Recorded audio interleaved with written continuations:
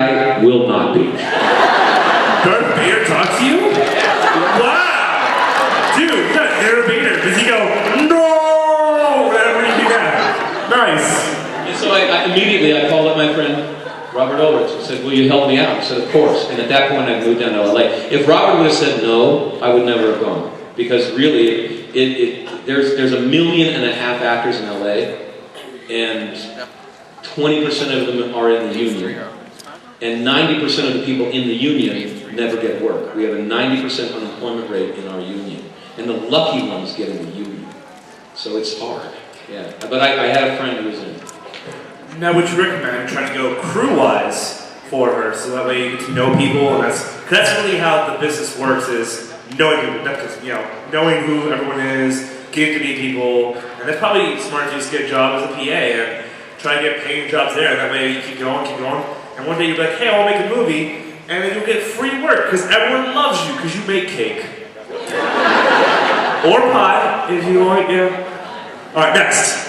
Okay, so I'm gonna be honest. Today hasn't been the best day. My boyfriend ditched me here, and Cool. and he promised that he would be with me all day today, and then he left me. So, but I was wondering maybe to make it a little bit better, if you wouldn't mind singing just a little bit of "Rest in Peace" from.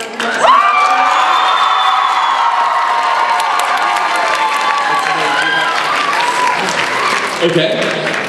For you. Thank you. Won't you rest in peace? Won't you let me get some sleep? I don't remember more than that.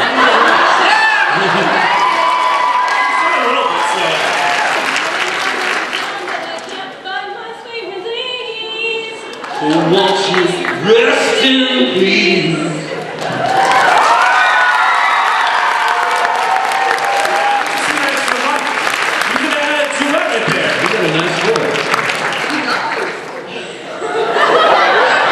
And your boyfriend's an idiot. You're beautiful. Go to Deep Prom and find a better boyfriend, trust me. I dated the wrong people for a long time too, man. It's not your fault. Dude, high five for that.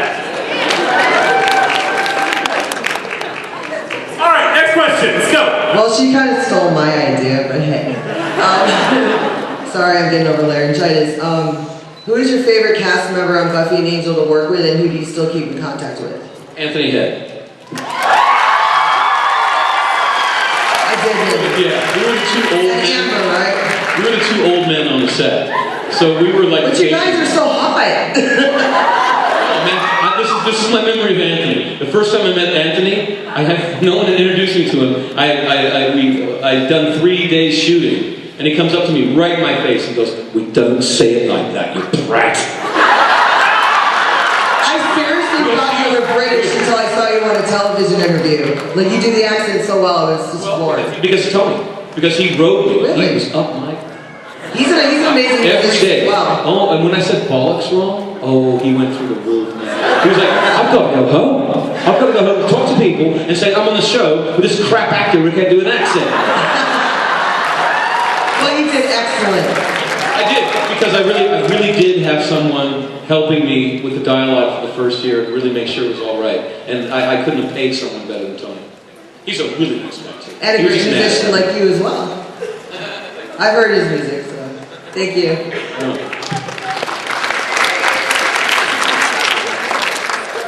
You rock. Again, go to Geek Prom. You'll find somebody just who will not leave you. Geek Prom. Oh, never mind. I lied. Don't even listen to me.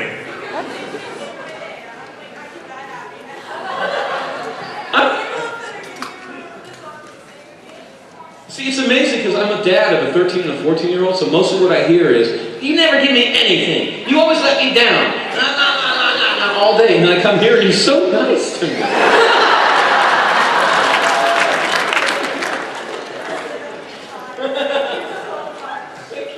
I think we got time for 3 more questions. I'm sorry, guys. But you guys can also see him play tonight. And if you don't have your tickets, seriously, buy your tickets. It's a phenomenal show. It's going to be great. So let's get these last 3 questions. If we go quick, we might have more, okay? No one has ever asked for their money back when they sing. Okay. My question is, what was your favorite episode to do of Buffy, and what was your favorite episode to do of Angel?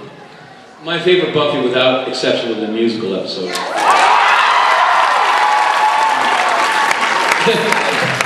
For a different reason than you might think. This is the reason I love it so much. One day, I'm in my trailer, Joss knocks on the door, and he goes, "Here, this is the music for the next episode." And he hands me a little cassette tape. I'm like, the music for the what? And he's like, "I'm sorry, I'm very busy, gotta go." And so I'm just standing there with the tape, I'm like, okay, man. Put it in the little tape recorder right in the trailer, and it's Joss and his wife, Kai, and Joss is playing piano. Now, Kai and Joss are wonderful people, and they're both geniuses, but they can't sing at all. And Joss can't play piano to save his life. And so what you have is like these 2 warbling weirdos singing this music, and my face just kind of fell, like, he's gone insane. We lost Joss. Joss is on drugs, man.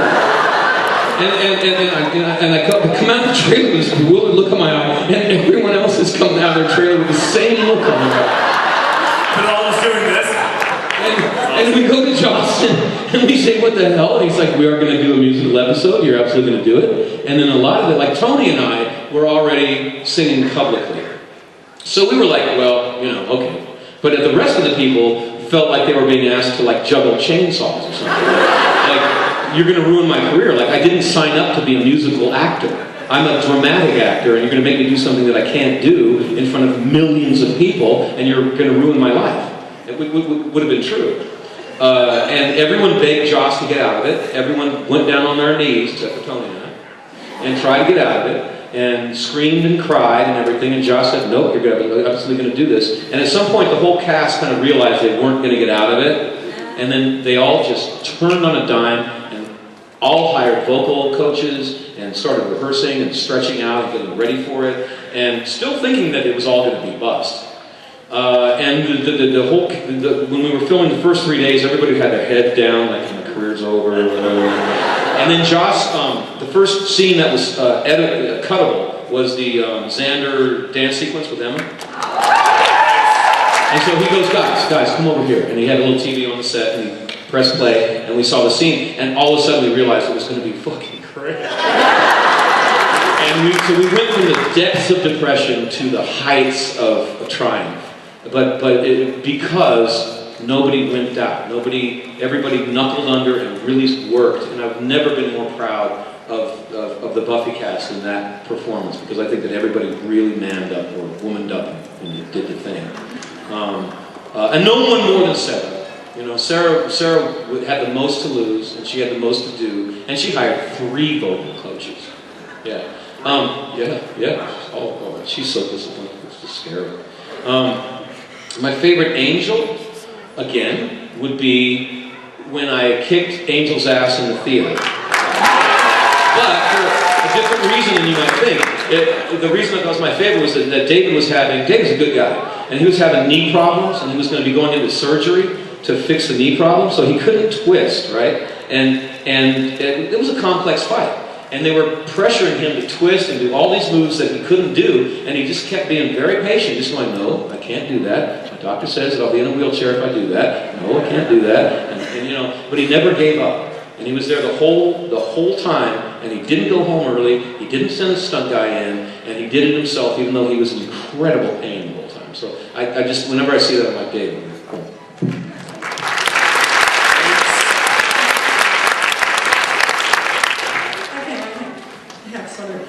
You were in P.S. I Love You, and I was watching it with my girlfriends, and I said, "Hey, that's Spike from Buffy," and they all went, "No, it's not." I said, "Yes, it is," and about that time, they said, Vampire Slayer is not a job opportunity in the movie. And I said, "See, I told you I was right." So my question is do you have anything special from that movie? Because it just really made it good for me, because I went, I know who he is, and I was right, they were right. What I take away from that experience was this theory that I had, which was that if you get to the very top levels of any profession, you find pretty good, cool people. Because if they have any social problems or if they lose their temper too